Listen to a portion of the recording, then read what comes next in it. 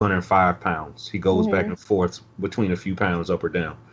And he went to the doctor and got his physical. And based on the chart that was made by medical professionals decades ago, at 6'1", 205 pounds, he's a three-sport athlete. He lives in the gym. He looks like a chiseled statue. The boy looks fake. Like he just looks fake. They, Yeah. they said at 17, for him to be 6'1", 205, he was in the obese category. Now, Wow. Yeah. Mm-mm. and if you saw a picture of him, he literally looks like a action figure. Yeah. Mm-hmm. You Yep. Yeah. know, so I can, yes. I second that. so Yep. Got to consider that because he isn't obese. He's very fit, right? right, But the BMI is just all thrown off because of his muscle. exactly. Right. I think it just all ties into what you both said. Like you basically just have to know yourself, know your body, and know your information, basically. So if you guys are wanting to be on a healthier path, and make sure you consider all of those things, definitely. So we are primarily speaking to age range of probably around like 21, 35. That's kind of where like all of us kind of fit in. So that in mind, when we talk about a lot of people go out, for drinks, and you have, around the age of 21, now you're legal, you can drink, you can do this. And like when you're older, maybe like around like, 30s, maybe have like your occasional bottles of wine at home. So what would you say, Yakir, about basically how alcohol consumption can be harmful over time? Like, can you tell our audience like what particular organs that affects? And maybe they may think, a lot of people may understand, yeah, over time alcohol consumption can be harmful to your body, but what can you say to speak to that issue? Because Yeah. it may be worse than what people may have an idea of, or is it not?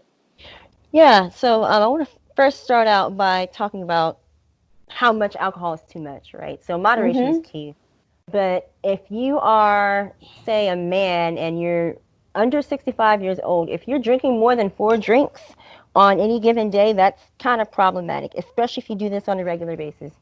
For a woman and for older people, it's going to be a little different. If you're drinking more than 3 drinks on any given day, that's something to watch out for as well. As far as how alcohol can affect you over a long period of time, it can actually affect a variety of organs. The biggest one that comes to mind for me is the liver, right? It can really precipitate or provoke liver disease over time by creating liver damage. And liver is a vital organ. It's responsible for metabolizing a lot of foods that we eat, a lot of drugs that we take in. It's like a big detoxer. So when you begin to mess up your liver, now you're in trouble because you aren't able to process a lot of what's going on in the blood specifically, because a lot of your blood goes through the liver for filtration as well as the kidneys.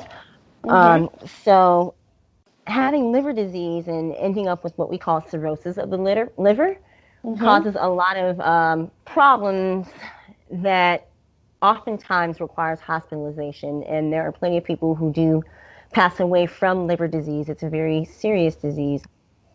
But in addition to liver disease, alcohol consumption or too much of it over a long period of time can lead to heart disease.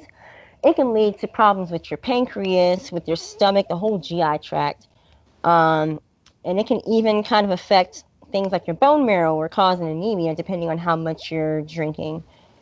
But you won't see these kind of problems so much in our age group. It's mainly over time, unless you're like binge drinking. Then that's kind of a different issue because you may end up with Right. alcohol poisoning, right? Right. And if you do drink a lot and you stop drinking or go cold turkey, you may be at risk for developing alcohol withdrawal, which I hear is not very fun either. Oh wow. So, yeah, Okay. there are plenty of problems that alcohol can cause if you Yeah, do and too much of I was gonna say to that last point that you made. That's kind of why in the pandemic that we're in, a lot of bars and places like that were considered essential. Exactly. They were allowed to stay open. I Exactly. wondered that. I mean, I'm not an alcoholic or anything, but I did go in. I went and got, I went and got a bottle of wine. And I wanted to go in and get one. I think it was the specific one I was looking for, and I just thought of it, and I was like, oh, I was like, those places aren't open. And then I saw, like, one day after work, I was like, oh, are you guys open? Like, I just kind of walked up, and she's like, yeah, we're essential. And I'm like, wow, really? Hmm. Hmm. So I was wondering, I was like, why are they essential? Like, that's crazy. Yeah. Okay, Right.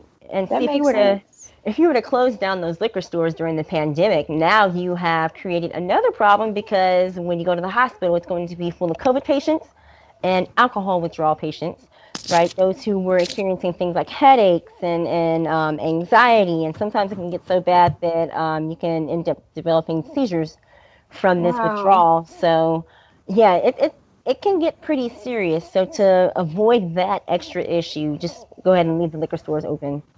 Yeah. Wow. Cause Hmm. see, Interesting. cause see, for me personally, I don't drink. Um, Hmm. not a health reason or anything. I just don't. You know, Right.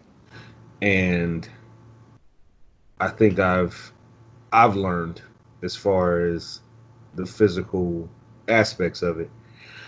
You again, knowing yourself is so important, and I think that was something that was never taught to us. Um, we might look at our family history, and we'll say, oh, we have a history of addiction, but each individual has specific DNA. You have a specific blood type. You have a specific body chemistry Hmm. that somebody in your household may react differently to different substances and things like that. Hmm. you know um you can have two people that are brother and sister that have grown up on the same diet, and they look totally different, and the diet affecting them differently. You know what I mean? And I think with Hmm. drinking, it's one of those things that you have to ask yourself, am I predisposed to anything? Am I seeing adverse effects from me doing it? And am I still pushing through trying to do it in spite of the negative or adverse effects? Right. You know what I mean? Hmm. Hmm. Hmm. And then ask yourself, why would I subject myself to that? You know, just being honest. I understand the social aspect of it and things like that. But if I'm feeling negative and long lasting effects from drinking, if hangovers are more severe, or having hangovers, period, am I gaining, holding on to weight as opposed to when I cut back my drinking and the weight drops off quickly? Ask yourself, Hmm. is this an activity or something that I need to be taking in? Period. Hmm. Hmm. Mm. Right. That's Right. great advice. Yeah, we have to ask ourselves these questions to kind of, I mean, I feel like we know the answers, but if we like just a lot of times where we just need to be honest with Hmm. ourselves and not feed ourselves whatever we would like to think so that, Hmm. we can get the outcome that we ultimately want. You just have to, be honest with yourself. And I totally agree with that. Right. Um, Right. so kind of that segues into like the last point here I have about like mental health, exercising. How does that affect your mental health? Just is that important to having overall health, which I think all of us kind of agree with in the beginning there. But what would you guys say? Like, Theo? What are some of the things that you've probably seen just in life where mental health has probably affected the physical or just overall health in general? Um, Or I have you can. seen anything? Oh yeah, oh yeah. Okay. I know there's been times where I was, and I can speak personally, Mhm. or even from a coaching perspective, looking at my athletes where they had bad home lives or stressful home lives as young athletes, or I played in college and I had the stress of not only trying to perform physically but academically as well. Mhm. Um, when your mental health is suffering, your physical health is at risk.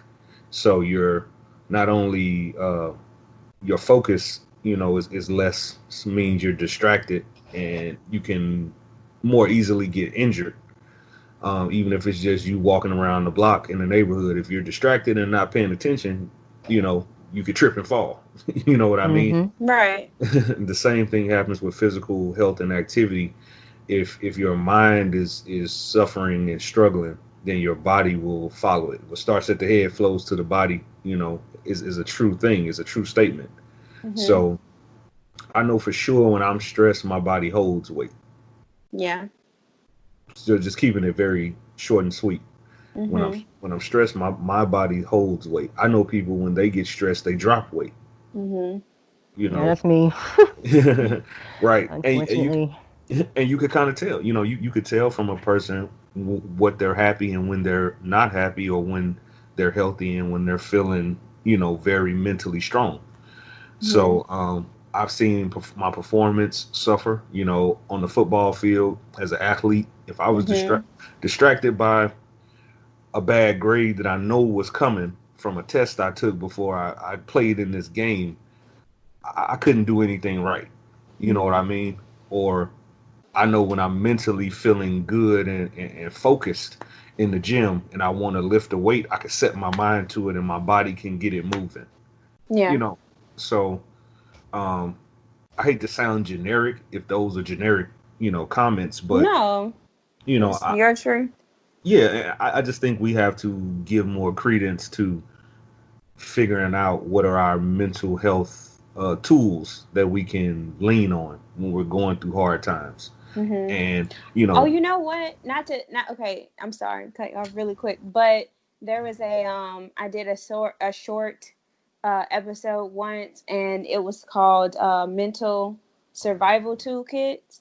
And hmm I had this idea where basically, okay, so you have like a little, you know how they have like the first aid kits, a mini first aid kit you keep in your trunk or whatever. So you have that, and you would go to that for like a scraped knee, or you need like to bandage something, broke a finger or whatever else. So I feel like we should have mental, toolkits, like, and it's just a list of like 5 things that you would do, or your go-to for like when you have those, I don't know, say you had a really bad day at work, and maybe you reach into your mental survival toolkit and you pull out what you would need for that bad day at work, or a breakup or something like that. You would go into that mental survival toolkit of what you would need to kind of get through that. Like, I don't know. hmm That, I guess that's my idea of it. And just as far as like the whole like stress where you see like weight gain and weight loss, like I've been on both ends. I don't know how, but I've seen times where I've been stressed and I would like just like eat a lot less. And then I've had times where I would be stressed and I would eat a lot more. So I think when it's maybe like emotional, um, it was like led with like an emotional issue, hmm then it's probably like more of like the more eating or whatever, because you're kind of like, sitting around and kind of doing some heavy thinking, you're not like really active, versus like just being like stressed. If you have too much on your plate where you're like moving, moving, moving, and then you kind of like don't eat as much as what you used to. But hmm yeah, but definitely like what you were saying from like the mental standpoint, I think that everyone should have in their mind like what helps them, so that they don't get to that point where it does affect their health. But yeah. Absolutely, absolutely. Because I think you have to, you have to um, begin to kind of assume some responsibility for Mhm. understanding yourself. You have to be able to start to identify your own coping mechanisms. Um, Mhm. you have to be able to start identifying your triggers. You have to start being able to identify when you feel yourself slipping too far. Whether it's you're becoming too manic and you're too high, or you're becoming too depressing and you're too low. Right. And I'm not saying do that at the expense of crashing and burning or without professional help if you need it. But Mhm. what professional help